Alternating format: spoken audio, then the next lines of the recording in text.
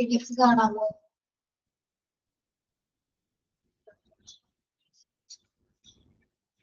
കാണാമോ?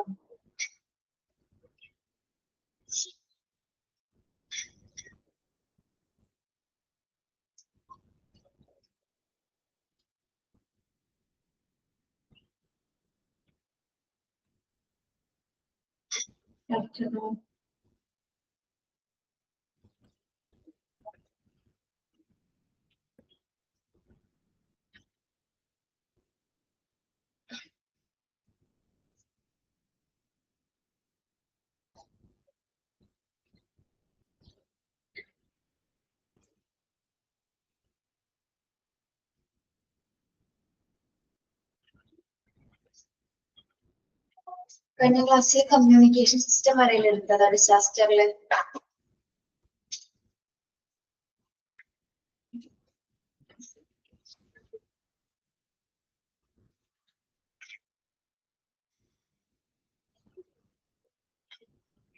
പ്രോപ്പറായിട്ട് കമ്മ്യൂണിക്കേഷൻ നടക്കാത്ത സമയത്ത് നമ്മള് ഒരു മെസ്സഞ്ചർ ടീമിനെ അറേഞ്ച് ചെയ്യണമെന്ന് പഠിച്ചില്ലേ കഴിഞ്ഞ ക്ലാസ്സില്?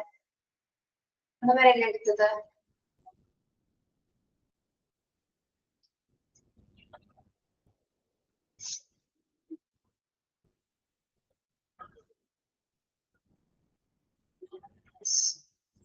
നെക്സ്റ്റ് വരുന്നത് മെഡിക്കൽ സപ്ലൈസസ് ആണ് കേട്ടോ. Medical supply management is a critical part of both the overall disaster preparedness and effective relief effort.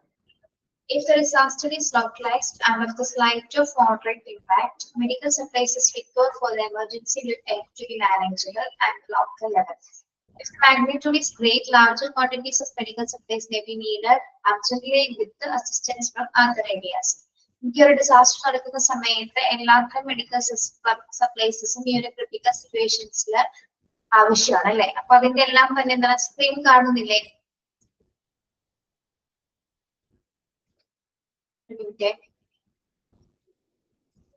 Screen വേറെയാണോ കാണുന്നത്?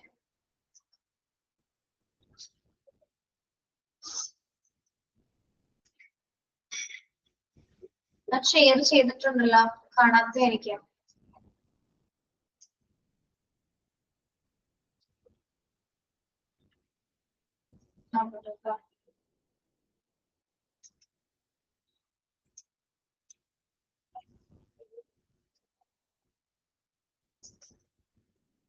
ഓക്കെ, കാണാലോ?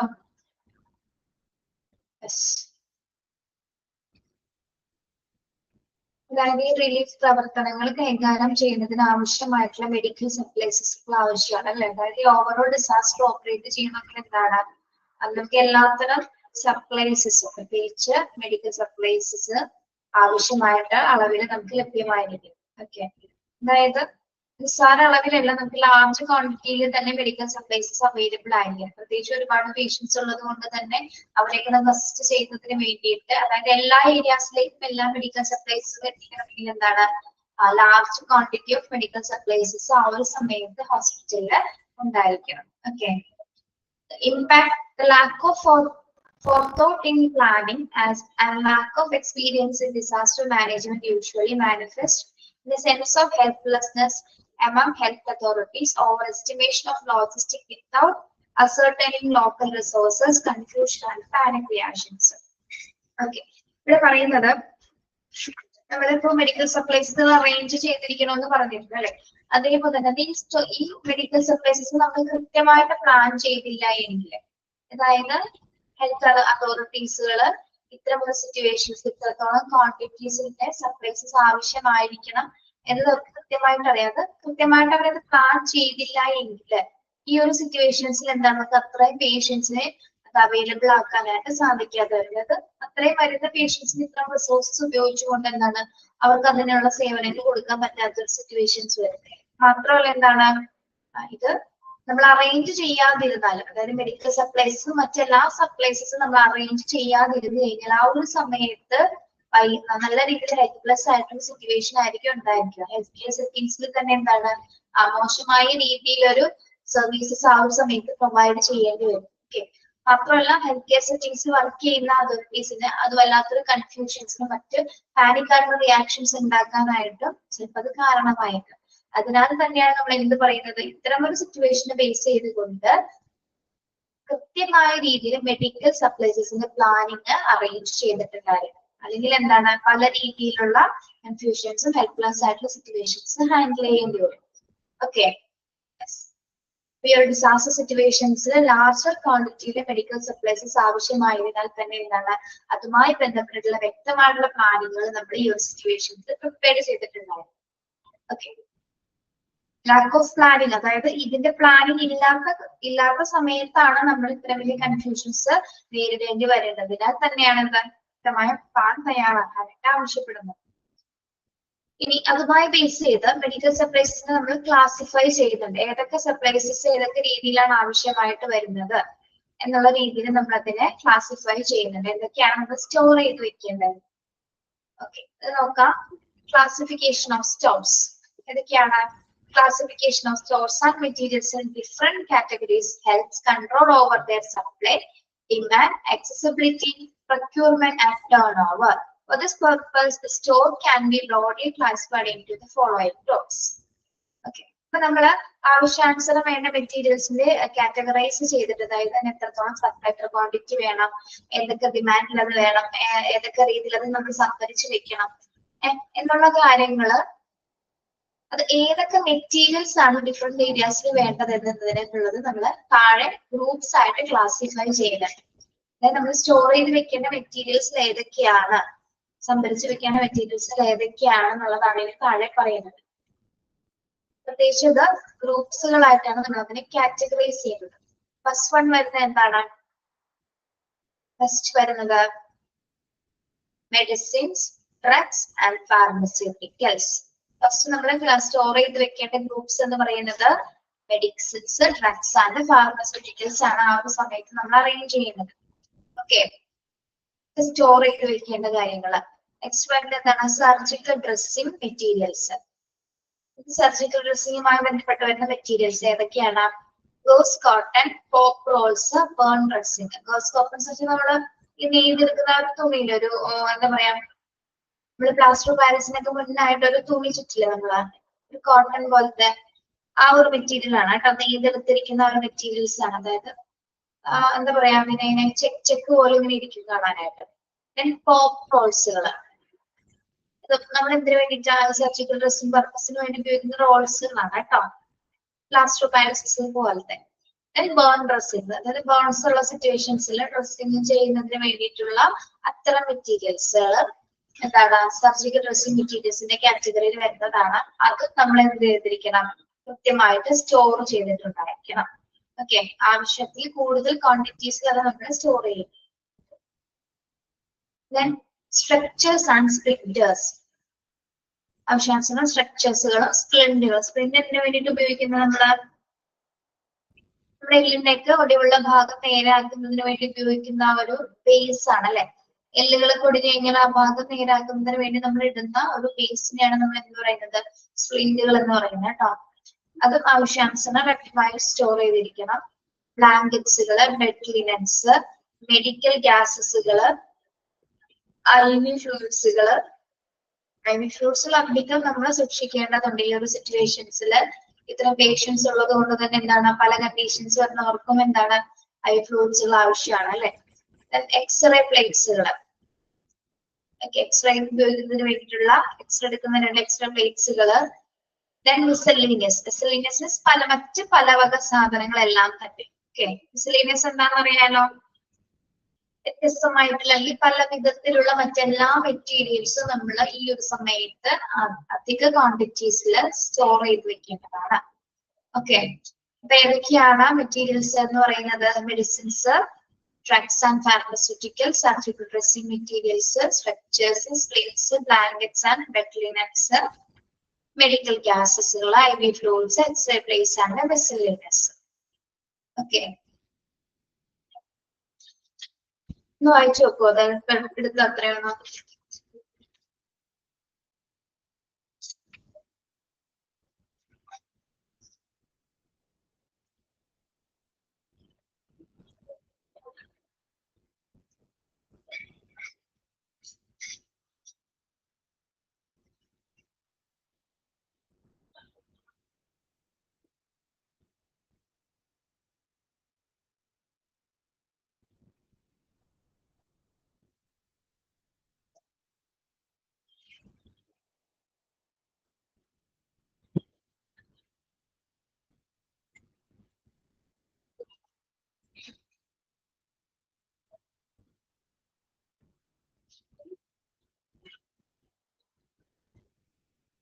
Okay.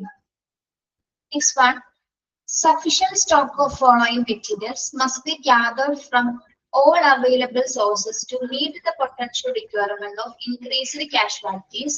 Moreover, secondary sources of such supplies must be identified and marked. Okay.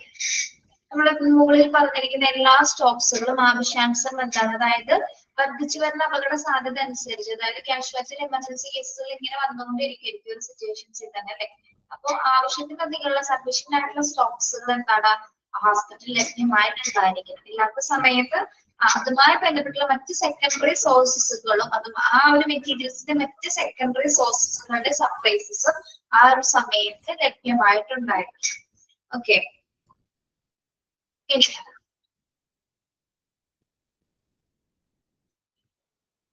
അതുമായി ബന്ധപ്പെട്ട് എന്തൊക്കെ കാര്യങ്ങളാണ് വരുന്നത് ഇതില്? Treatment of burns, അതായത് നമ്മുടെ ഈ സഫീഷ്യന്റ് ആയിട്ടുള്ള സ്റ്റോക്കുകൾ അറേഞ്ച് ചെയ്യുന്നതിന്റെ പ്രധാനപ്പെട്ട കാരണങ്ങൾ എന്തൊക്കെയാണ്, ഏതൊക്കെ രീതിയിലാണ് നമ്മൾ അത് അറേഞ്ച് ചെയ്യുന്നത്? ഒന്ന്, ഏതെങ്കിലും തരത്തില് പേഷ്യൻസ് പൊള്ളലായിട്ട് വരുന്നവർക്ക് വേണ്ടിയിട്ടുള്ള ട്രീറ്റ്മെന്റ്സിന്. ഓക്കെ. ട്രീറ്റ്മെന്റ് ഓഫ് ബേൺസിനാണ് നമ്മൾ എന്ത് ഉപയോഗിക്കുന്നത്?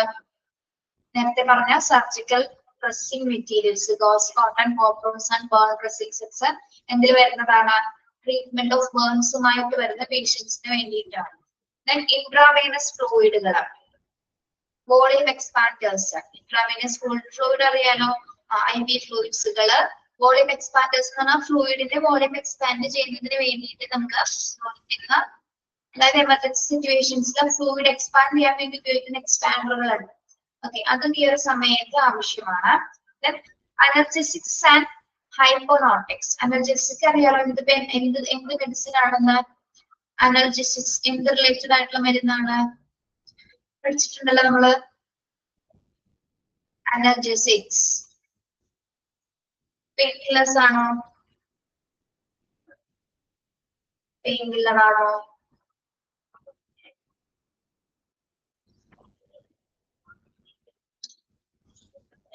അനർജെസിക്സ് പഠിച്ചിട്ടില്ലേ? ട്രാൻസ്ഫർ ഓഫ് പേഷ്യൻസ് ഒക്കെ പഠിച്ച സമയത്ത്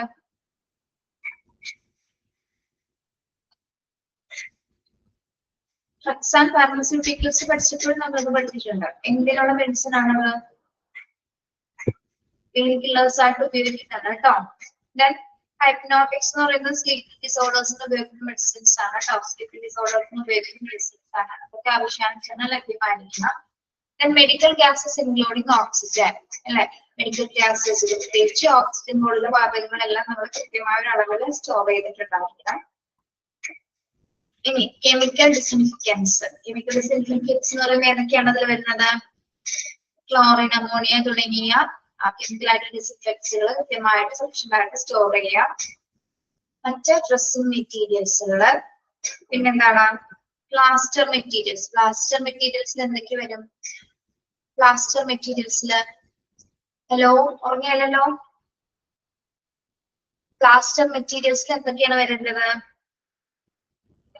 പ്ലാസ്റ്റർ ഓഫ് പാരസുകള്, ബാഡ്ജസുകള്, അതൊക്കെയാണ് എന്തിൽ വരേണ്ടത്? പ്ലാസ്റ്റർ മെറ്റീരിയൽസിൽ വരേണ്ടത് കേട്ടോ. പിന്നെ സ്പ്ലിന്റുകൾ, അതെ മനസ്സിലായാലും സ്പ്ലിന്റ് എന്താണെന്ന്? എല്ലിനൊടിവുള്ള ഭാഗം നേരാൻ വേണ്ടിയിട്ട് നമ്മൾ ഉപയോഗിക്കുന്ന ഒരു പേസ്റ്റിയാണ് എന്ന് പറയുന്നത് സ്പ്ലിന്റ് എന്ന് പറയുന്നത് കേട്ടോ. ഓക്കെ, അപ്പൊ ഇത്തരം സാധനങ്ങളെല്ലാം തന്നെ എന്താണ്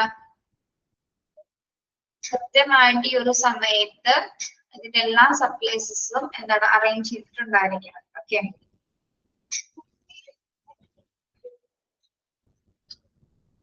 that emergency drugs, equipment and supply should be located next to each patient holding area. ഇനി പ്രത്യേകമായിട്ട് നമ്മൾ ശ്രദ്ധിക്കേണ്ടത് ഈ എമർജൻസി ഡ്രഗ്സുകൾ അല്ലെങ്കിൽ മറ്റ് എക്യുപ്മെന്റ് സപ്ലൈസസ് എല്ലാം തന്നെ പേഷ്യൻസിന്റെ തൊട്ടടുത്ത് തന്നെ ആയിരിക്കണം ഇതെല്ലാം ലൊക്കേറ്റ് ചെയ്തിരിക്കേണ്ടത്. അതായത് പേഷ്യൻസിന്റെ ഹോൾഡ് ചെയ്യുന്ന ഏരിയയുടെ തൊട്ടടുത്ത് തന്നെ ആയിരിക്കണം നമ്മൾ ഈ എമർജൻസി ഡ്രഗ്സുകളും എക്യുപ്മെന്റ്സും മറ്റ് സപ്ലൈസസുകളും എല്ലാം തന്നെ അറേഞ്ച് ചെയ്യേണ്ടത്. ഓക്കെ, അതായത് രോഗിയെ പരിചരിക്കുന്ന സ്ഥലത്തിന്റെ ആ പരിസരത്ത് തന്നെ ആയിരിക്കണം ഇത് അറേഞ്ച് ചെയ്യേണ്ടത്.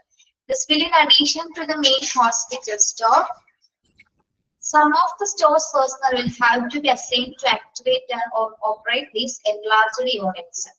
Okay, അപ്പോൾ ഈ എമർജൻസി സിറ്റുവേഷൻസിൽ പേഷ്യൻസിനെ ഹോൾഡ് ചെയ്യാനായിട്ട്, അതായത് അറേഞ്ച് ചെയ്യാനായിട്ട്, അതായത് എന്ത് വേണം, ആവശ്യത്തിലധികം സ്റ്റാഫുകളും അവിടെ, പ്രത്യേകിച്ച് സ്റ്റോർ കാര്യങ്ങൾ കൈകാര്യം ചെയ്യാനായിട്ട് എന്താണ്, ആവശ്യത്തിലധികം സ്റ്റാഫുകൾ നമ്മൾ നിയോഗിക്കേണ്ടതാണ്, അല്ലെങ്കിൽ അസൈൻ ചെയ്യേണ്ടതാണ്. ഇനി in the event of sudden requirements or emergency, predetermined procedure should be established for unlocking and issuing critical store of items in absence of the store holder. നമ്മളിപ്പോ പറഞ്ഞില്ലേ, ഈ പേഷ്യന്റ് ഹോൾഡിംഗ് ഏരിയയുമായി ബന്ധപ്പെട്ട അല്ലെങ്കിൽ ഹോസ്പിറ്റലിലെ സ്റ്റോർ കൈകാര്യം ചെയ്യുന്നതിന് വേണ്ടിയിട്ട് ഒരു പേഴ്സണെ നമ്മൾ നിയോഗിച്ചിട്ടുണ്ടായിരിക്കും. ഇനി അദ്ദേഹം ഇല്ലാത്ത ഏതെങ്കിലും ഒരു സമയത്ത്, ഇല്ലാത്ത സമയത്ത് മാത്രമല്ല, അദ്ദേഹത്തിന്റെ കയ്യിൽ മാത്രമായിരിക്കും എന്തുണ്ടാവേണ്ടത്, ഈ സ്റ്റോറിന്റെ കീസുകൾ, അതായത് പ്രത്യേകിച്ച് ഒരു ക്രിട്ടിക്കൽ സ്റ്റോർ റൂം ഉണ്ടായിരിക്കണം. സ്റ്റോർ റൂമിൽ സ്റ്റോർ ചെയ്യുന്ന സാധനങ്ങൾ സംരക്ഷിക്കുന്നതിന് വേണ്ടിയിട്ട്, അല്ലെങ്കിൽ നമുക്കത് എമർജൻസി സിറ്റുവേഷൻസ് വന്നാൽ അത് ഓപ്പൺ ചെയ്തെടുക്കാൻ വേണ്ടി നമ്മുടെ കയ്യിൽ എന്തുണ്ടായിരിക്കണം, എമർജൻസി കീസ് നമ്മൾ സൂക്ഷിച്ചിട്ടുണ്ടായിരിക്കും. അതായത് ഡിപ്പാർട്ട്മെന്റ്സുമായി ബന്ധപ്പെട്ട് എന്താണ്, ഒരു എമർജൻസി കീ കൂടി നമ്മുടെ കയ്യിൽ ഉണ്ടായിരിക്കും. ഓൾറെഡി ഒരാൾ അതിനെ അസൈൻ ചെയ്യാനുണ്ടായിരിക്കും. എന്നിരുന്നാൽ പോലും എന്താണ്, എമർജൻസി സിറ്റുവേഷൻസിൽ ബാക്കിയുള്ള സ്റ്റാഫുകളുടെ കയ്യിൽ എന്താണ്, അത് ഓപ്പറേറ്റ് ചെയ്യാനായിട്ടുള്ള ഒരു എമർജൻസി, സെപ്പറേറ്റ് ആയിട്ടുള്ള ഒരു എമർജൻസി കീ കൂടി ഉണ്ടായിരിക്കേണ്ടത് അത്യാവശ്യമാണ്. എന്നാൽ മാത്രമേ നമുക്ക് ആ ഒരു സിറ്റുവേഷൻ വരുമ്പോൾ ഇൻ കേസ് എന്താണ്, അത് ഓപ്പൺ ചെയ്ത് അതിലുള്ള മെറ്റീരിയൽസ് എടുക്കാനായിട്ട് സാധിക്കുള്ളൂ. ഓക്കെ, അതായത് സഡൻ ആയിട്ട് വരുന്ന എന്തെങ്കിലും റിക്വയർമെന്റ്സ്, പെട്ടെന്ന് ഉണ്ടാകുന്ന എന്തെങ്കിലും ആവശ്യങ്ങൾക്ക് അനുസരിച്ച് ചിലപ്പോൾ പ്രവർത്തിക്കണമെങ്കിൽ എന്താണ്, ചിലപ്പോൾ നമ്മൾ അസൈൻ ചെയ്ത ആൾക്ക് ചിലപ്പോൾ അവിടെ എത്താനായിട്ട് സാധിച്ചില്ലെങ്കിൽ നമ്മളുടെ കയ്യിൽ എന്തുണ്ടായിരിക്കണം, ഓൾറെഡി അവിടെ പേഷ്യന്റ് ഹോൾഡിംഗ് ഏരിയാസ് കൈകാര്യം ചെയ്യുന്ന ഏരിയാസിലെ സ്റ്റാഫുകളുടെ കയ്യിൽ സെപ്പറേറ്റ് ആയിട്ടുള്ള ഒരു എമർജൻസി കീസും അവരുടെ കയ്യിൽ സൂക്ഷിച്ചിട്ടുണ്ടാകും. ഓക്കെ, മനസ്സിലായോ പറഞ്ഞത്?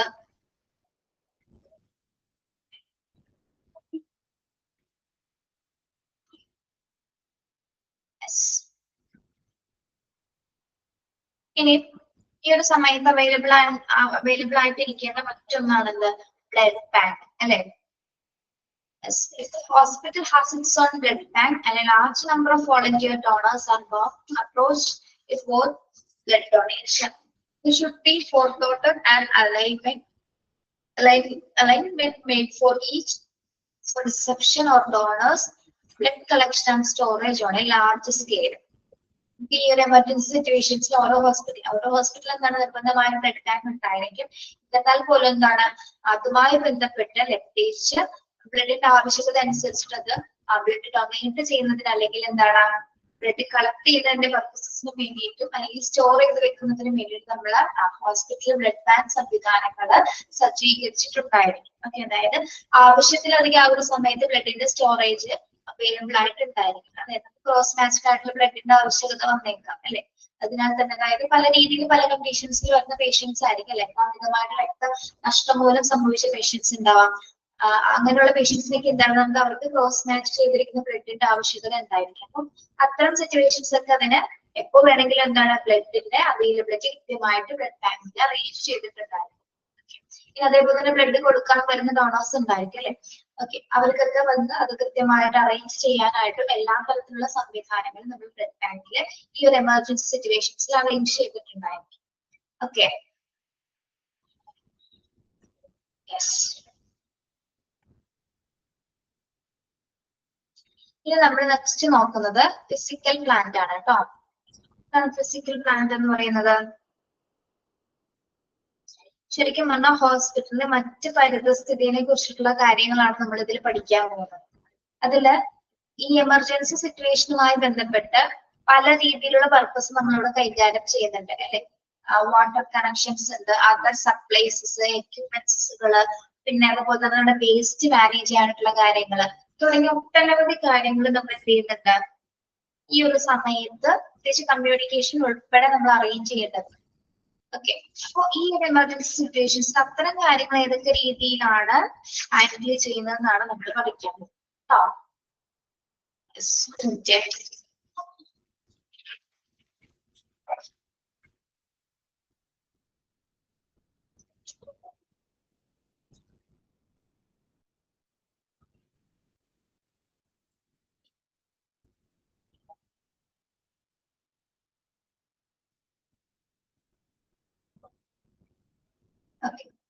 The hospital must have an alternative standby source of power additional to the normal municipal supply to operate loads. Communication system, X-ray and lab equipment and other electrical appliances. Sufficient fuel in case it's a mandatory. Operates the generator for prolonged period should be stored. Okay, നമുക്ക് ഈ ഒരു സമയത്ത് എന്തായാലും എന്താണ് പ്രത്യേകമായിട്ട് ശരിക്കും ഒരു ഹോസ്പിറ്റലിലെ മുനിസിപ്പൽ സംവിധാനത്തിന്റെ കീഴിലായിരിക്കും എന്ത് വരുന്നത്, വൈദ്യുതി സ്രോതസ് ഉണ്ടായിരിക്കുന്നെങ്കിൽ ഇലക്ട്രിസിറ്റി സംവിധാനം ഉണ്ടായിരിക്കുന്നത് മുനിസിപ്പൽ ആയിട്ടുള്ള സപ്ലൈസിന്റെ വിതരണത്തിന്റെ ഭാഗമായിട്ടാണ് ഓരോ ഹോസ്പിറ്റൽസിന് എന്തുണ്ടായിരിക്കുക, വൈദ്യുതി സപ്ലൈസസ് ഉണ്ടായിരിക്കുക, ഇലക്ട്രിക് സംവിധാനം, ഇലക്ട്രിക് ആയിട്ടുള്ള കാര്യങ്ങൾ ഉണ്ടായിരിക്കുക. അതോടൊപ്പം തന്നെ എന്താണ് communication system, X-ray and lab equipment and other electrical appliance. അപ്പൊ ഈ ഹോസ്പിറ്റലിൽ നമ്മൾ ഇലക്ട്രിക്കൽ സാങ്കേതിക വിദ്യ ഉപയോഗിച്ചുകൊണ്ട് അല്ലെങ്കിൽ വൈദ്യുതിപരമായിട്ട് ഉപയോഗിക്കുന്ന ഒരുപാട് തരം ഉപകരണങ്ങൾ ഉണ്ടായിരിക്കും അല്ലെ. പ്രത്യേകിച്ച് ആശയവിനിമയ സംവിധാനങ്ങൾ, എക്സ്റേസ്, പിന്നെ എന്തൊക്കെയാണ് മറ്റു ലാബ് ഉപകരണങ്ങളെല്ലാം തന്നെ എന്താണ് ഇതിനെല്ലാം തന്നെ പ്രവർത്തിക്കണമെങ്കിൽ പ്രത്യേകിച്ച് ജനറേറ്റർ അല്ലെ, അതായത് ദീർഘസമയം ഈ ഇത്തരം എക്യുപ്മെന്റ്സുകളെല്ലാം തന്നെ പ്രവർത്തിക്കണമെങ്കിൽ നമ്മളുടെ കയ്യിൽ എന്തുണ്ടായിരിക്കണം, ആവശ്യത്തിന് ഫ്യൂവൽ. ഫ്യൂവൽ എന്താണ്, ഇന്ധനം, സഫീഷ്യന്റ് ആയിട്ടുള്ള ഇന്ധനം, സഫീഷ്യന്റ് ആയിട്ടുള്ള ഇന്ധനം നമ്മൾ സ്റ്റോർ ചെയ്തിട്ടുണ്ടായിരിക്കണം. ഓക്കെ, അതായത് ഇലക്ട്രിക് സംവിധാനങ്ങളാണെങ്കിലും അല്ലെങ്കിൽ എന്താണ് ഇലക്ട്രിസിറ്റിയുമായി ബന്ധപ്പെട്ട് വരുന്ന എല്ലാവിധ സംവിധാനങ്ങളും പ്രവർത്തിക്കും. പ്രത്യേകിച്ച് ജനറേറ്റർ പ്രോലോങ്ഡ് പീരീഡ് എന്ന് വെച്ചാൽ എന്താണ്, ദീർഘനേരം നമുക്കത് പ്രവർത്തിപ്പിക്കേണ്ട സിറ്റുവേഷൻ ആണ് അല്ലെ. ഒരുപാട് പേഷ്യൻസ് ഉള്ളത് കൊണ്ട് തന്നെ ഒരുപാട് സമയം ട്രീറ്റ്മെന്റും കാര്യങ്ങളൊക്കെ നടക്കുന്നത് കൊണ്ട് തന്നെ എന്താണ് ജനറേറ്റർ ചിലപ്പോ, അതായത് ഇലക്ട്രിസിറ്റിക്ക് ഒരു പരിധി വരെ ചിലപ്പോ ചെയ്യാനായിട്ട് സാധിക്കും. അല്ലെങ്കിൽ ഏതെങ്കിലും പവർ കട്ട് അങ്ങനെയുള്ള എന്തെങ്കിലും വന്നു കഴിഞ്ഞാൽ നമുക്ക് എന്താണ് നമ്മൾ ഏറ്റവും ആശ്രയിക്കുന്നത് ജനറേറ്റർ ആയിരിക്കും അല്ലെ. അപ്പൊ അത്തരം സമയത്ത് ജനറേറ്റർ പ്രവർത്തിക്കണമെങ്കിൽ മതിയായ രീതിയിൽ എന്തുണ്ടായിരിക്കണം, ഫ്യൂവല് നമ്മൾ അറേഞ്ച് ചെയ്തിട്ടുണ്ട്. ദീർഘനേരം പ്രവർത്തിക്കുന്നതിന് വേണ്ടിയുള്ള ഇന്ധനം ഉണ്ടായിരിക്കണം. ഓക്കെ, അതാണ് ഇലക്ട്രിസിറ്റിയുമായി അല്ലെങ്കിൽ ജനറേറ്ററുമായി ബന്ധപ്പെട്ട് നമ്മൾ സ്റ്റോർ ചെയ്യേണ്ട കാര്യങ്ങൾ എന്ന് പറയുന്നത്. ഓക്കെ, ഇലക്ട്രിക്കൽ അപ്ലയൻസ് എല്ലാം ഈ ഒരു രീതിയിൽ തന്നെയായിരിക്കും നമുക്ക് ഉപയോഗിക്കേണ്ടി വരികയെങ്കിൽ ഇതുപോലെ ഫ്യൂവൽസ് ഉപയോഗിക്കുന്ന ഉപകരണങ്ങൾ ഉണ്ടെങ്കിലും നമുക്ക് എന്താണ് ആ ഒരു സമയത്ത് അതിന് വേണ്ടിയിട്ടുള്ള എല്ലാ ഫ്യൂവൽസുകളും നേരത്തെ തന്നെ നമ്മൾ അറേഞ്ച് ചെയ്തിട്ടുണ്ടായിരിക്കും. ഓക്കെ, മനസ്സിലായോ അത് പറഞ്ഞത്? നമ്മൾ പറഞ്ഞത് ഇലക്ട്രിസിറ്റിയുടെയും ജനറേറ്ററിന്റെ കാര്യമാണ്, ഇലക്ട്രിക്കൽ ആയിട്ടുള്ള അപ്ലയൻസിന്റെ കാര്യമാണ് ഇവിടെ പറഞ്ഞത്. മനസ്സിലായോ? യെസ്. ഇനി അടുത്ത നോക്കുമ്പോൾ എന്താണ്, വാട്ടർ ക്വാണ്ടിറ്റീസ് ഈ ഒരു സമയത്ത് ആവശ്യമല്ലേ? യെസ്, സഫീഷ്യന്റ് ആയിട്ട് വാട്ടർ ക്വാണ്ടിറ്റീസ് നമുക്ക് ഈ ഒരു സമയത്ത് ആവശ്യമാണ്. Yes. And water conservation has to be given a thought.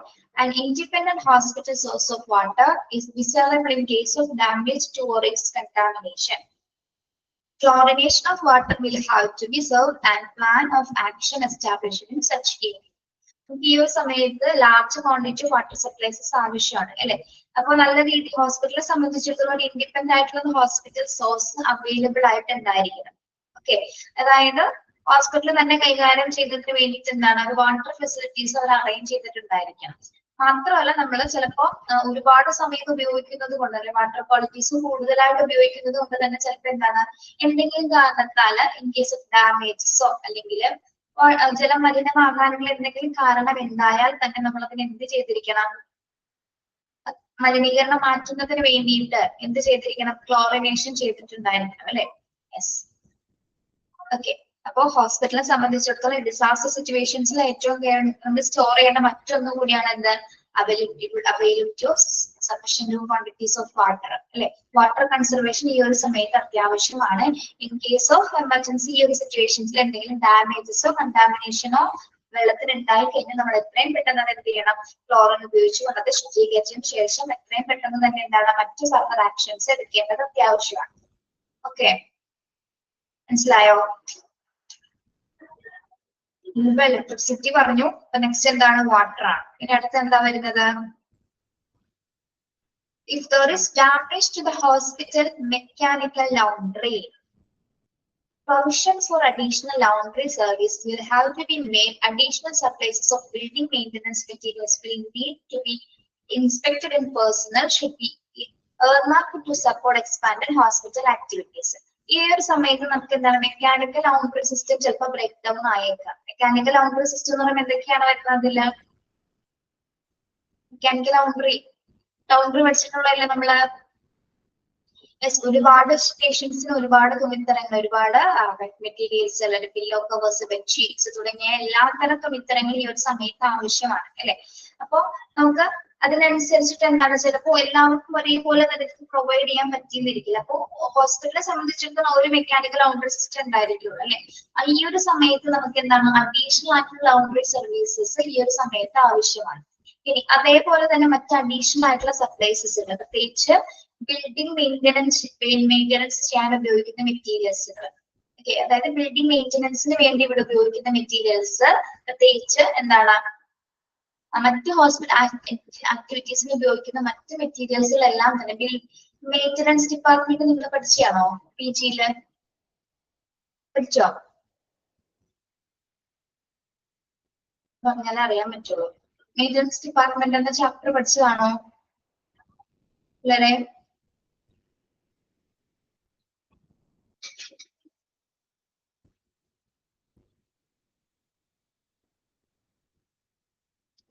പഠിച്ചിട്ടുണ്ട്. ഓക്കെ, അപ്പൊ അതിൽ മെയിൻ്റനൻസ് മെറ്റീരിയൽസ് ഏതൊക്കെയാണെന്ന് പഠിച്ചിട്ടുണ്ടായിരിക്കും. അപ്പൊ ഇത്തരം മെറ്റീരിയൽസിലൊക്കെ എന്താണ് അതിനെ ഇപ്പൊ ആ മെയിൻ്റനൻസ് ബിൽഡിംഗ് മെയിൻ്റനൻസുമായി ബന്ധപ്പെട്ട് അതിൽ എന്തെങ്കിലും ഡാമേജസോ കാര്യങ്ങളൊക്കെ ഉണ്ടെങ്കിൽ അതൊക്കെ അസിസ്റ്റ് ചെയ്യുന്നതിനും ഇൻസ്പെക്ട് ചെയ്യുന്നതിനും വേണ്ടി നമ്മൾ ആവശ്യാനുസരണം സ്റ്റാഫുകൾ അവിടെ നിയോഗിക്കുക. അതിനനുസരിച്ച് എന്താണ് അത് കൃത്യമായിട്ട് റിപ്പയറിംഗ് ചെയ്തിട്ട് അവിടുത്തെ ആക്ടിവിറ്റീസ് പിന്നെയും പുനഃസ്ഥാപിക്കേണ്ടതാണ്. ഓക്കെ, ഇവിടെ രണ്ട് കാര്യങ്ങൾ പറയുന്നുണ്ട്. ഒന്ന്, മെക്കാനിക്കൽ ലൗണ്ടറി സിസ്റ്റത്തിന് എന്തെങ്കിലും തരത്തിലുള്ള കേടുപാടുകൾ വന്നു കഴിഞ്ഞാൽ നമ്മൾ എക്സ്ട്രാ എന്താണ് അഡീഷണൽ ലൗണ്ടറി സർവീസസുകൾ അറേഞ്ച് ചെയ്യണം. അതേപോലെ തന്നെ എന്താണ് മറ്റ് അഡീഷണൽ സപ്ലൈസസ്, പ്രത്യേകിച്ച് ബിൽഡിംഗ് മെയിൻ്റനൻസുമായി ബന്ധപ്പെട്ട് ബിൽഡിങ്ങിന് എന്തെങ്കിലുമൊക്കെ തകരാറോ ഡാമേജസ് ഒക്കെ വന്നു കഴിഞ്ഞാൽ നമ്മൾ പ്രത്യേകിച്ച് മെയിൻ്റനൻസ് ടീമിനെ കൊണ്ട് കൃത്യമായിട്ട് ഇൻസ്പെക്ട് ചെയ്തതിനു ശേഷം ഹോസ്പിറ്റൽ ആക്ടിവിറ്റീസിൽ എന്താണ് കൂടുതൽ എക്സ്പാൻഡ് ചെയ്യാനുള്ള സപ്പോർട്ടിംഗ് ആക്ടിവിറ്റീസുകൾ അവിടെ കൊണ്ടുവരേണ്ടതാണ്. ഓക്കെ, ഇതെല്ലാം തന്നെ ഹോസ്പിറ്റലിലെ മറ്റ് ചുറ്റുപാടുമായി ബന്ധപ്പെട്ട് പഠിക്കുന്ന കാര്യങ്ങളാണ് കേട്ടോ. അതായത് ഈ ഒരു സിറ്റുവേഷൻസിൽ ഇത്തരം സംവിധാനങ്ങളെല്ലാം തന്നെ നമുക്ക് എന്താണ് സഫീഷ്യന്റ് ആയിട്ടുള്ള രീതിയിൽ പ്രവർത്തിച്ചില്ലെങ്കിൽ വലിയ രീതിയിലുള്ളൊരു പാനിക് റിയാക്ഷൻസ് ചിലപ്പോൾ ഹോസ്പിറ്റലിൽ നേരിടേണ്ടി വന്നേക്കും. അതിനാൽ തന്നെയാണ് നമ്മൾ ഇത്തരം മെറ്റീരിയൽസ് എല്ലാം തന്നെ കൃത്യമായിട്ട് സ്റ്റോർ ചെയ്ത് വെക്കാനായിട്ട് ആവശ്യപ്പെടുന്നത്. നേരത്തെ തന്നെ എക്സ്ട്രാ സ്റ്റോറേജ് ഉണ്ടാവാനായിട്ട് പറയുന്നത് അതുകൊണ്ടാണ്. ഇനി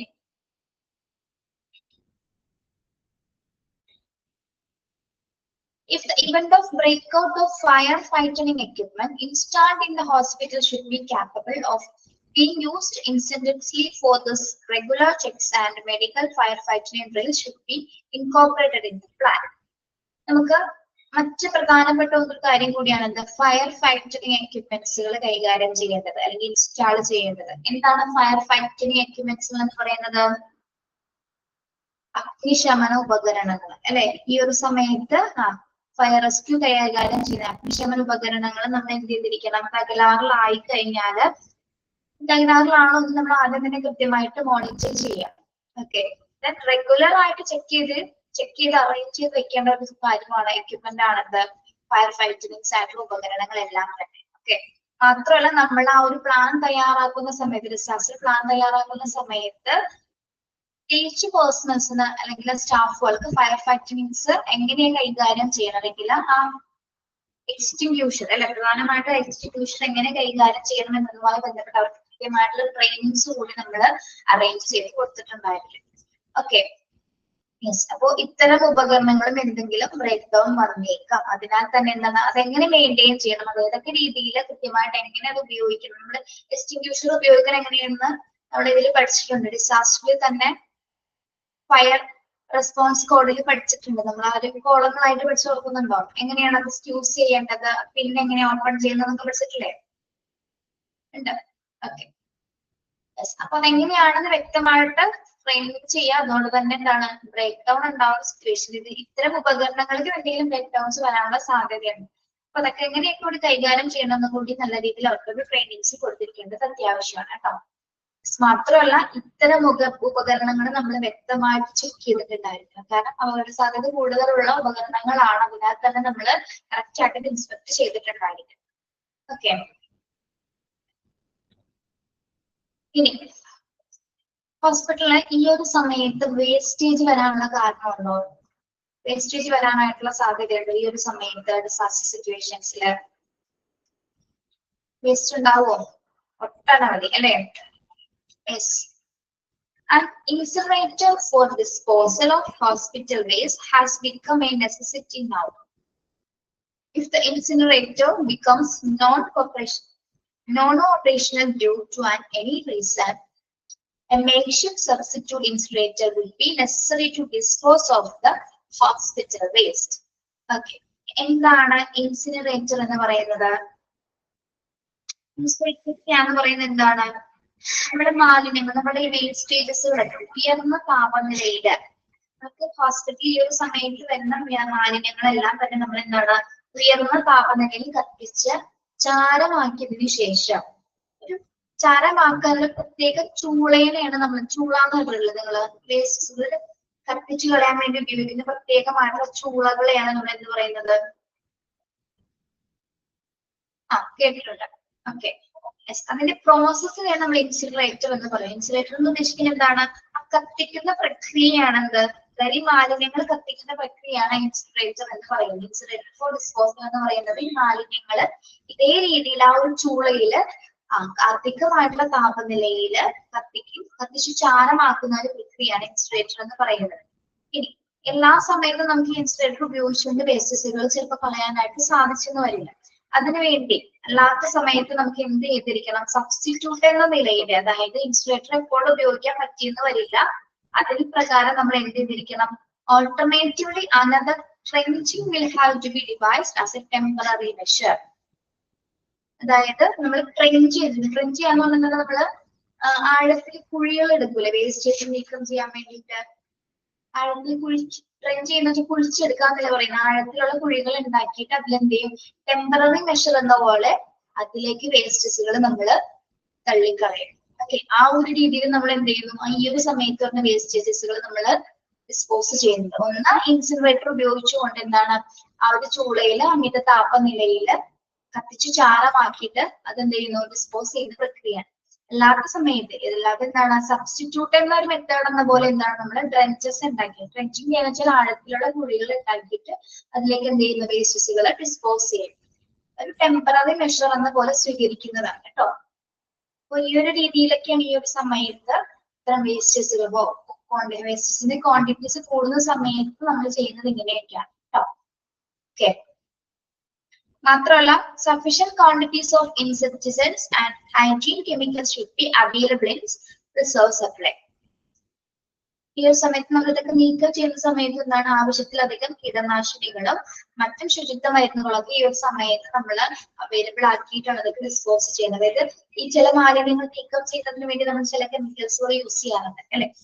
അതോടൊപ്പം തന്നെ ഹൈജീൻ കെമിക്കൽസും ഈ ഒരു സമയത്തും യൂസ് ചെയ്യും. കീടനാശിനിയോടൊപ്പം തന്നെ ഹൈജീനിക് ആയിട്ടുള്ള കെമിക്കൽസും യൂസ് ചെയ്യുന്നതല്ല. അതിന്റെ എല്ലാം തന്നെ അവൈലബിലിറ്റി ഈ ഒരു സമയത്ത് ആവശ്യാനുസരണം ഉണ്ടായിരിക്കുന്നതാണ്. ഓക്കെ. മനസ്സിലായോ പറഞ്ഞത്? ഹോസ്പിറ്റലിലെ ഒരു ഫിസിക്കൽ പ്ലാന്റ് എന്ന് പറയുന്നത് ഈ 5 കാര്യങ്ങളാണ് റിലേറ്റ് ചെയ്ത് വരുന്നത്. പ്രൊഫഷണൽ ആയിട്ടുള്ള ഒരു ഇലക്ട്രിക്കൽ അപ്ലയൻസിന്റെ അല്ലെങ്കിൽ ആവശ്യാനുസരണം വൈദ്യുതി ഉപയോഗിച്ച് പ്രവർത്തിക്കുന്ന ഉപകരണങ്ങളുടെ ലഭ്യത കൃത്യമായിട്ട് സ്റ്റോർ ചെയ്തിരിക്കണം. പ്രത്യേകിച്ച് ഫ്യൂവൽ ഉപയോഗിച്ച് ചെയ്യുന്ന ഇന്ധനങ്ങൾ, ഫ്യൂവൽ ഉപയോഗിച്ച് ചെയ്യുന്ന ഉപകരണങ്ങൾ, പ്രത്യേകിച്ച് അതിൽ ജനറേറ്റർ അല്ലെ. ജനറേറ്ററുമായി ബന്ധപ്പെട്ട് എന്താണ് ആവശ്യത്തിലധികം ഈ ഒരു സമയത്ത് ദീർഘനേരം പ്രവർത്തിക്കാനുള്ള ഇന്ധനം ഉണ്ടായിരിക്കണം. പിന്നെ എന്താണ് വാട്ടർ കൺസർവേഷൻ, പ്രത്യേകിച്ച് ഹോസ്പിറ്റലിൽ ഇൻഡിപെൻഡന്റ് ആയിട്ടുള്ള വാട്ടർ റിസോഴ്സസ് ഉണ്ടായിരിക്കണം. ഇൻ കേസ് ഡാമേജസ് അതിനുണ്ടായി കഴിഞ്ഞാൽ കൃത്യമായിട്ട് ക്ലോറിനൈസേഷൻ ചെയ്തിട്ട് പിന്നീട് അത് സ്ഥാപിക്കാനായിട്ടുള്ള രീതിയിലുള്ള എല്ലാ മെത്തേഡ്സുകളും നേരത്തെ തന്നെ പ്ലാൻ ചെയ്തിട്ടുണ്ടായിരുന്നു. ഇനി അതേപോലെ മെക്കാനിക്കൽ ലൗണ്ടറി സിസ്റ്റം എന്തെങ്കിലും കേടുപാടുകൾ extra laundry systems additional laundry സർവീസുകൾ സ്ഥാപിക്കുക. ഇനി മെയിൻ്റനൻസ് ഡിപ്പാർട്ട്മെന്റുമായി മെയിൻ്റനൻസ് മെറ്റീരിയൽസിന് എന്തെങ്കിലും തരത്തില് ഡാമേജസോ അങ്ങനെ എന്തെങ്കിലും ഉണ്ടെങ്കിൽ അതുമായി ബന്ധപ്പെട്ട് കൃത്യമായിട്ട് ഇൻസ്പെക്ട് ഒക്കെ ചെയ്തിട്ട് കൃത്യമായിട്ട് എന്താണ് അതിന്റെ ആക്ടിവിറ്റീസുകൾ പുനഃസ്ഥാപിക്കുക. ഫയർ ഫൈറ്റിന് എക്യുപ്മെന്റ്സിൽ എന്തെങ്കിലും തകരാറുകൾ, വിഷപരമായിട്ടുള്ള ഉപകരണങ്ങളിൽ എന്തെങ്കിലും തകരാറുകൾ ഉണ്ടെങ്കിൽ കൃത്യമായിട്ട് അത് അസസ് ചെയ്തിരിക്കണം. മാത്രമല്ല ഇത് ഉപയോഗിക്കുന്ന സ്റ്റാഫുകൾക്ക് നമ്മൾ വ്യക്തമായ രീതിയിൽ പരിശീലനങ്ങൾ കൊടുക്കണം. വേസ്റ്റ് ഡിസ്പോസ് ചെയ്യുന്നതിന് വേണ്ടിയിട്ടുള്ള ഇന്റഗ്രേറ്റഡ് സംവിധാനം അല്ലെങ്കിൽ ഡ്രെഞ്ചിങ് സിസ്റ്റം, അതായത് ഡ്രെഞ്ചിങ് മെഷർ മെത്തേഡ് എന്ന് പറയുന്നത് നമ്മൾ സബ്സ്റ്റിറ്റ്യൂട്ട് ആയിട്ട് ചെയ്യുന്ന ടെമ്പററി മെഷറാണ് വേസ്റ്റ് ഡിസ്പോസ് ചെയ്യാൻ വേണ്ടി. അത് കൃത്യമായ രീതിയിൽ നമ്മൾ അറേഞ്ച് ചെയ്തിട്ടുണ്ടായിരിക്കണം. അതോടൊപ്പം തന്നെ സഫീഷ്യന്റ് ക്വാണ്ടിറ്റീസ് ഓഫ് കീടനാശിനികളും അല്ലെങ്കിൽ ഇൻസെക്ടിസൈഡ്സുകളും ഹൈജീൻ കെമിക്കൽസും ഈ ഒരു സമയത്ത് റിസർവ് സപ്ലൈസിൽ അവൈലബിൾ ആയിട്ടുണ്ടായിരുന്നു. ഓക്കെ, ക്ലിയർ ആണോ?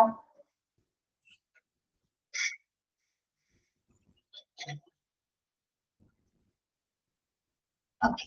Next one, emergency mortuary. Emergency mortuary. Proper identification of preservation and disposal of dead bodies, taking into consideration medico-legal formalities, is a serious problem. Okay, നമുക്ക് ഈ ഒരു സമയത്ത് ഈ വരുന്ന എല്ലാ ഡിസാസ്റ്റർ കേസസിലും പല രീതിയിലും മരണങ്ങൾ സംഭവിച്ച കേസസ് ഉണ്ടാവാം. മെഡിക്കോ ലീഗൽ ഫോർമാലിറ്റീസ് തന്നെ ഇവിടെയും നമ്മൾ മെയിൻറ്റെയിൻ ചെയ്തിട്ട് ഒരു സീരിയസ് ആയിട്ടുള്ള പ്രോബ്ലം തന്നെയാണ് വരുന്ന സമയത്ത്, അല്ലെ?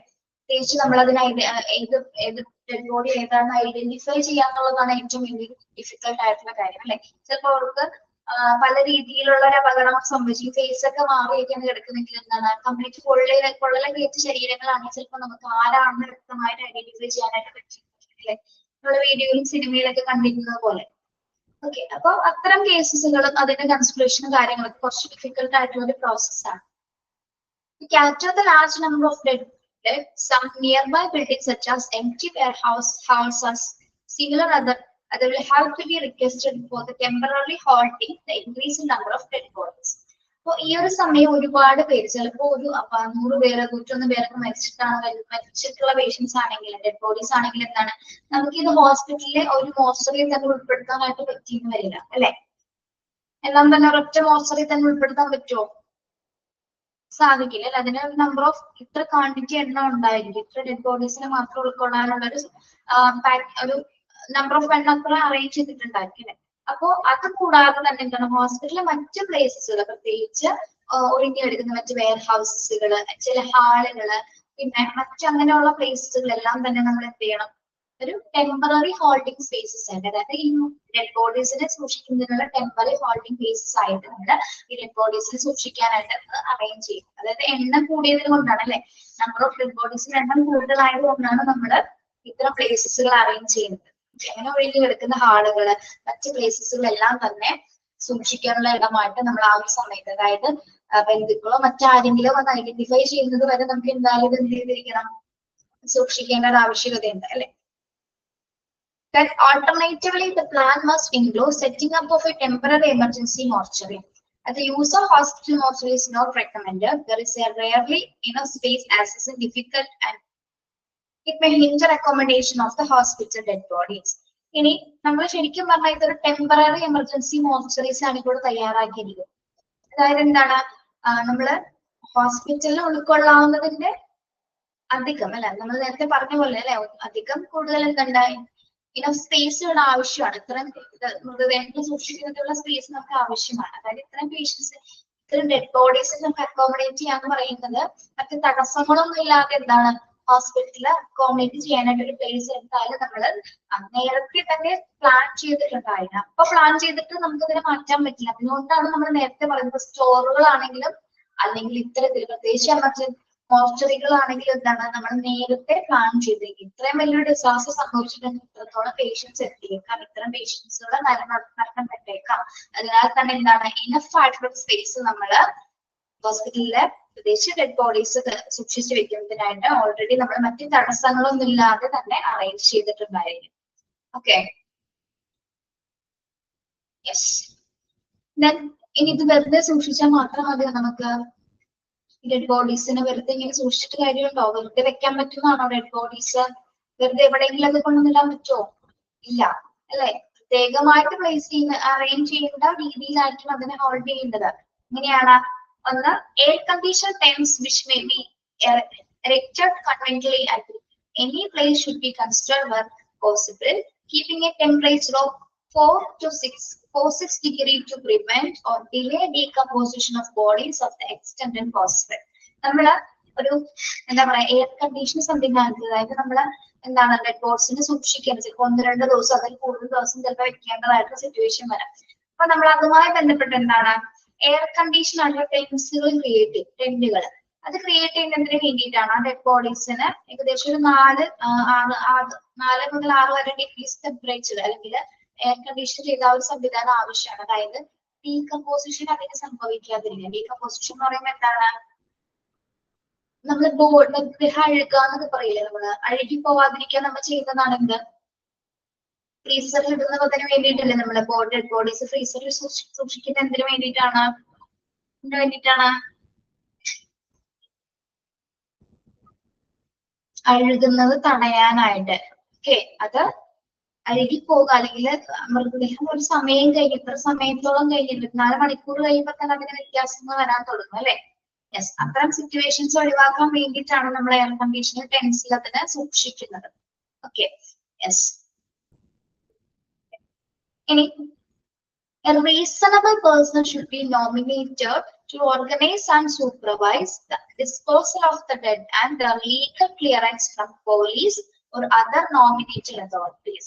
It becomes unsuitable or impossible to conduct postmortems due to the high number of cases. Okay, ഇവിടെ ഇനി പറയുന്നത് നമുക്ക് ഈ ഒരു സമയത്ത് പോലീസിന്റെ മെഡിക്കൽ ലീഗൽ കേസസിലാണ് ഇതെല്ലാം തന്നെ അല്ലെ, അതിനാൽ തന്നെ അല്ലാത്ത കേസുകൾ വരുന്നുണ്ട്. അപ്പൊ പോലീസിന്റെ ഒരു ക്ലിയറൻസ് ഇവിടെ ആവശ്യമാണ്. പ്രത്യേകിച്ച് ചില സാഹചര്യങ്ങൾ നമുക്ക് എന്താണ്, എല്ലാ ഡെഡ് ബോഡീസും നമുക്ക് ചിലപ്പോ പോസ്റ്റ്മോർട്ടം ചെയ്യാൻ പറ്റുമോ, എല്ലാ ഡെഡ് ബോഡീസ് പോസ്റ്റ്മോർട്ടം ചെയ്യാൻ പറ്റുമോ, കുറച്ച് ബുദ്ധിമുട്ടാണ്, കുറച്ച് നല്ല രീതിയിൽ അത് ബുദ്ധിമുട്ടാണ്. അപ്പോ ഇത്തരം സംഭവങ്ങൾ വരുന്നതിന്, അതായത് ഇത്തരം ഡെഡ് ബോഡീസിന് എണ്ണം കൂടുന്നതിന് മുൻപായിട്ട് തന്നെ നമ്മൾ ഓൾറെഡി ഹോസ്പിറ്റൽസ് എന്ത് ചെയ്തിരിക്കണം, അതിനൊരു ലീഗൽ അതോറിറ്റി ഉണ്ട്. അതായത് ഈ പോസ്റ്റ്മോർട്ടത്തിന്റെ അനുമതി കുറയ്ക്കാനായിട്ട്, അതായത് എന്താണ്, ഇത്ര നമ്പർ ഓഫ് പേഴ്സൺസിന് ഇത്ര നമ്പർ ഓഫ് ഡെഡ് ബോഡീസ് മാത്രം ചെയ്താൽ മതി എന്നുള്ള ഒരു അനുമതി നമുക്ക് ഒന്നല്ലെങ്കിൽ ഡിവിഷണൽ കമ്മീഷണറോ സിറ്റി മജിസ്ട്രേറ്റിന്റെ കയ്യിൽ നിന്ന് നമ്മൾ എന്താണ് നേരത്തെ തന്നെ വാങ്ങിച്ചിരിക്കണം. അതായത് ഹോസ്പിറ്റലിൽ ആ ഒരു അനുമതി ഉണ്ടായിരിക്കും, ഇത്ര പേഷ്യൻസിന് ഇത്ര ഡെഡ് ബോഡീസിന് മാത്രം എന്ത് ചെയ്താൽ മതി, പോസ്റ്റ്മോർട്ടം ചെയ്താൽ മതി എന്നുള്ളത്. നമ്മൾ എന്ത് ചെയ്തിരിക്കണം, this waiver should be obtained before the dead bodies start arriving. Dead bodies അധികം കൂടുന്നതിന് മുൻപായിട്ട് തന്നെ, അല്ലെങ്കിൽ നമുക്ക് ഒരു സിറ്റുവേഷൻ നടന്നു കഴിഞ്ഞാൽ അറിയാൻ പറ്റും ഇത്രത്തോളം പേഷ്യൻസ് ഒക്കെ മരിച്ചിട്ടുണ്ടാവും അല്ലെ. അപ്പോ അത് പോസ്റ്റ്മോർട്ടം ചെയ്യാന്ന് പറയുന്നത് തന്നെ കുറച്ച് ബുദ്ധിമുട്ടുള്ള കാര്യം, ഒരുപാട് സമയം പോസ്റ്റ്മോർട്ടം ചെയ്തെടുക്കാറുണ്ട്. അപ്പൊ ഒരു നമ്പർ ഓഫ് ഡെഡ് ബോഡീസ് മാത്രം എന്നുള്ള രീതിയിൽ എന്താണ്, അതുമായി ബന്ധപ്പെട്ട് അത്രയും കാര്യങ്ങൾ ചെയ്താൽ മതി എന്നുള്ളതുമായി ബന്ധപ്പെട്ട് എന്താണ്, നമ്മൾ ഒന്നില്ലെങ്കിൽ ഡിവിഷണൽ കമ്മീഷണർ അല്ലെങ്കിൽ സിറ്റി മജിസ്ട്രേറ്റിനോ കയ്യിൽ എന്ത് നേടിയിരിക്കണം, ലീഗൽ ആയിട്ടുള്ള ഒരു ക്ലിയറൻസ് നേടിയിട്ടുണ്ടായിരിക്കും, അനുമതി നേടിയിട്ടുണ്ടായിരിക്കും. എന്നാൽ മാത്രമേ നമുക്ക് അത്തരം കാര്യങ്ങൾ ഹാൻഡിൽ ചെയ്യാനായിട്ട് സാധിക്കും. ഓക്കെ, അതായത് ആ ഡെഡ് ബോഡീസ് എത്തുന്നതിന് മുൻപായിട്ട് തന്നെ കൃത്യമായിട്ടൊരു അനുമതി നേടിയിട്ടുണ്ട്. അത് വന്നു കഴിഞ്ഞാൽ നമുക്ക് എന്തായാലും ചിലപ്പോൾ ചെയ്യേണ്ടതായിട്ട് സിറ്റുവേഷൻ വരും, പോസ്റ്റ്മോർട്ടം ചെയ്യേണ്ടതായിട്ടുള്ള സിറ്റുവേഷൻസ് വരും. അതിന് മുൻപ് തന്നെ ഇതിന്റെ അനുമതി നേടിയിരിക്കും കേട്ടോ. മനസ്സിലായോ പറഞ്ഞത്? ഇവിടെ ഈ പേരുകളൊന്ന് അണ്ടർലൈൻ ചെയ്യാവോ? ഇതിന്റെ ലീഗൽ അതോറിറ്റീസ് ആരൊക്കെയാണെന്നുള്ളത്, divisional commissioner and city magistrate underline ചെയ്യാം കേട്ടോ.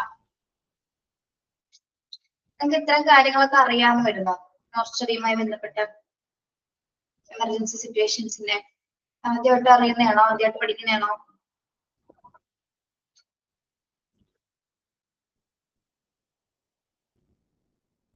ആദ്യമായിട്ട് പഠിക്കുന്നതാണോ ഇതൊക്കെ?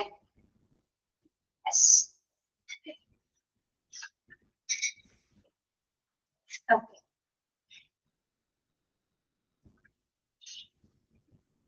യെസ്. ഇപ്പൊ എമർജൻസി മോർച്ചറി ഏത് സമയത്താണ് നമ്മൾ ക്രിയേറ്റ് ചെയ്യുന്നത്, എമർജൻസി സിറ്റുവേഷൻസ് വരുന്ന സമയത്ത്, large number of dead bodies ഉണ്ടാവുന്ന സമയത്താണ് നമ്മൾ ടെമ്പററി എമർജൻസി മോർച്ചറികൾ ക്രിയേറ്റ് ചെയ്യുന്നത്. അതിന് വേണ്ടിയിട്ട് ഹോസ്പിറ്റലിലെ മറ്റ് പ്ലേസസുകൾ നമ്മൾ അറേഞ്ച് ചെയ്യുന്നുണ്ട്. ഓക്കെ, മാത്രമല്ല എന്താണ്, ഇത് സൂക്ഷിക്കുന്നതിന് വേണ്ടിയിട്ട് എയർ കണ്ടീഷൻ ചെയ്തിട്ടുള്ള ടെൻസുകളിൽ ഏകദേശം ഒരു 4 to 6 ഡിഗ്രി ടെമ്പറേച്ചറിലായിരിക്കും നമ്മളിത് കീപ്പ് ചെയ്യുന്നത്. അതായത് ബോഡി അഴുകാതിരിക്കാനായിട്ട്, അഴുത്ത് പോവാതിരിക്കാനായിട്ട്, ഇതിലെ ഡീകമ്പോസിഷൻ സംഭവിക്കാതിരിക്കാൻ വേണ്ടിയിട്ടാണ് നമ്മളത് എയർ കണ്ടീഷൻ ചെയ്തിട്ടുള്ള ആ ടെമ്പറേച്ചർ അങ്ങനെയാണ് നിലനിർത്തുന്നത്.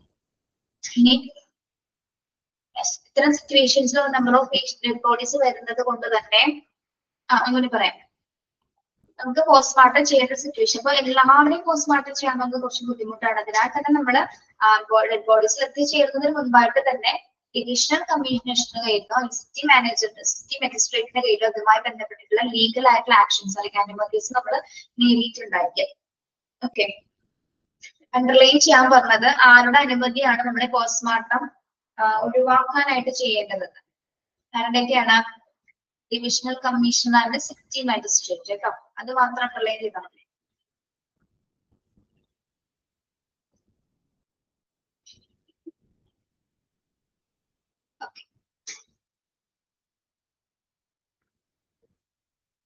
Then traffic control. അപ്പൊ എമർജൻസി മോർച്ചറി മനസ്സിലായല്ലോ, ക്ലിയർ ആണല്ലോ?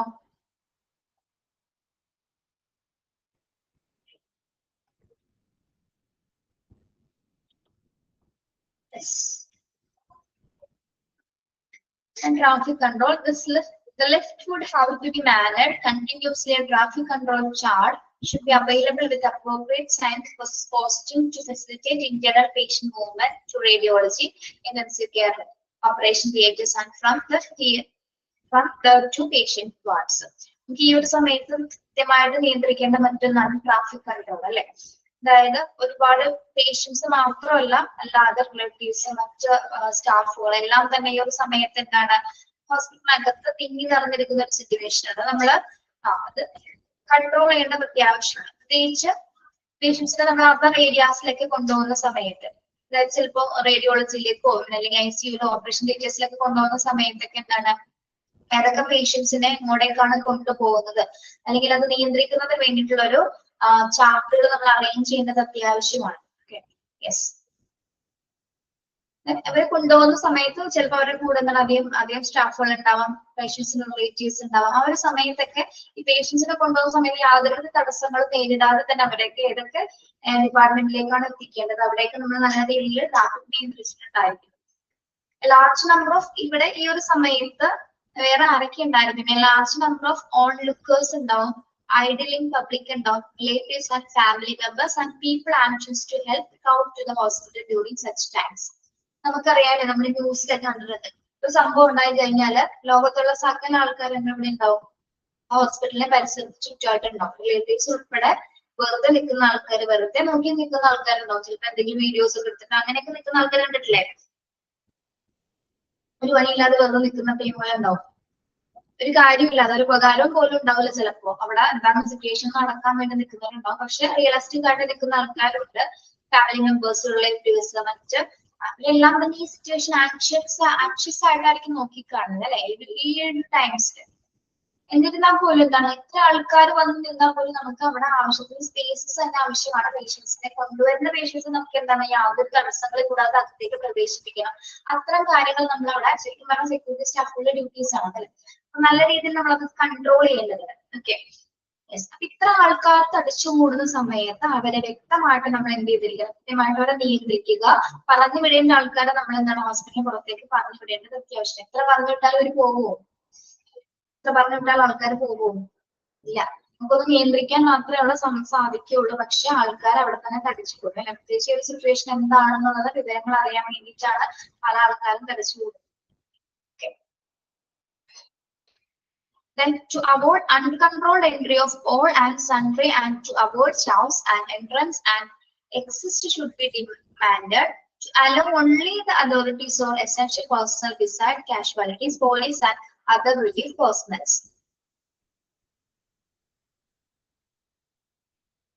ഇവിടെ to avoid uncontrolled entry of ഇവിടെ എന്താ കിടക്കുന്നത്? sundry എന്നോ അങ്ങനെയാണ് എടുക്കുന്നത്. ടെക്സ്റ്റിലെ to avoid uncontrolled entry of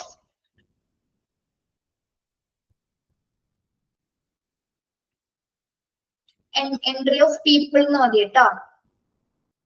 uncontrolled entry of peoples എന്നാക്കുക. അത് വെട്ടി കളഞ്ഞിട്ട് uncontrolled entry of peoples എന്നാക്കുക.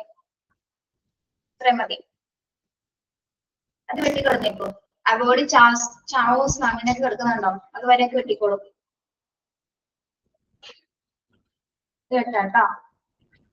To avoid uncontrolled entry of peoples, all entrance and exits should be managed to allow only the authorities of essential personnel beside casualty police and relief forces. നമ്മളിത് സെക്യൂരിറ്റിയുടെ ഭാഗമായിട്ട് പഠിച്ചിട്ടുണ്ട്. Appropriate ആയിട്ടുള്ള പ്ലേസസിൽ, അതായത് അനുയോജ്യമായിട്ടുള്ള ആളുകളെ നമ്മൾ അനുയോജ്യമായിട്ടുള്ള പ്ലേസിലേക്ക് മാത്രമേ കടത്തി വിടാവുള്ളൂ. പഠിച്ചത് ഓർമ്മയുണ്ടോ? അതായത് ആംബുലൻസിനെ എമർജൻസി ഡിപ്പാർട്ട്മെന്റിലേക്ക്, പിന്നെ അതേപോലെ തന്നെ റിലേറ്റീവ്സിനെ വെയിറ്റിംഗ് ഏരിയാസിലേക്ക്, ഓക്കെ, അതുപോലെ മീഡിയനെ കൂടെ ആയിരിക്കും കടത്തിവിടേണ്ടത് മീഡിയ പ്ലേസിലേക്ക്. അതായത് ഓരോരുത്തർക്കും എന്താണ് സെപ്പറേറ്റ് ആയിട്ടുള്ള എൻട്രി എക്സിറ്റ് പോയിന്റുകൾ ഉണ്ട് അല്ലെ. പ്രത്യേകിച്ച് നമ്മുടെ ആംബുലൻസ് എമർജൻസി ഡിപ്പാർട്ട്മെന്റ്സിലേക്ക് ആയിരിക്കും കടത്തുന്നത്. അതായത് പേഷ്യൻസിന് യാതൊരു തടസ്സമില്ലാതെ എത്തിച്ചേരുന്നതിന് വേണ്ടിയിട്ട് കൂടിയാണ് നമ്മൾ ഇത്തരം സംവിധാനങ്ങൾ, പ്രത്യേകിച്ച് ഈ ട്രാഫിക്സിലൊക്കെ ഇങ്ങനെ കൺട്രോൾ ചെയ്യുന്നത്. യെസ്, ബാക്കി അത് അടുത്ത ക്ലാസ്സിൽ എടുക്കാം കേട്ടോ. Okay, thank you. നമുക്ക് ഒരു പേജും കൂടെ ഉള്ളൂ ഡിസാസ്റ്റർ കേട്ടോ, അത് കഴിഞ്ഞു. Okay, thank you. Have a nice day.